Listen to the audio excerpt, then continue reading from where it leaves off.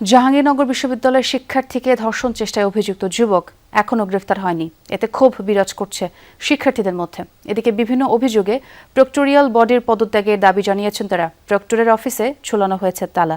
অভিযুক্তকে ধরতে RAB police অভিযান চালাচ্ছে বলে জানিয়েছে বিশ্ববিদ্যালয় প্রশাসন। এদিকে সিসি ক্যামেরায় দেখা যায় ঘটনার আগে পরে মিলিয়ে 4 ঘন্টা ক্যাম্পাসে অবস্থান করে অভিযুক্ত ওই যুবক। এর আগে গত মঙ্গলবার রাতে ভুক্তভোগী ছাত্রী জানান, ফজিলাতুন্নেসা হল সংলগ্ন রাস্তা দিয়ে যাওয়ার পথে এক ব্যক্তি তার পিছু নেয়। এক পর্যায়ে গলায় কাপড় পেঁচিয়ে ধর্ষণের চেষ্টা চালায়। পরে শিক্ষার্থীদের উপস্থিতি টের পেয়ে পালিয়ে যায় বহিরাগত ওই যুবক।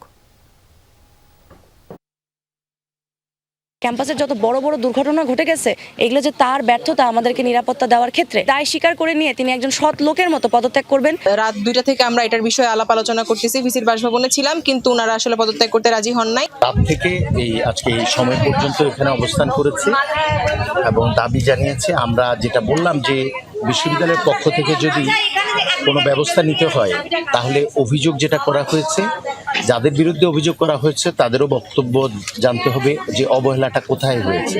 সেই জন্য একটা প্রক্রিয়া আছে, তদন্ত কমিটি করে আমরা দোষীকে আসলে চিহ্নিত করব।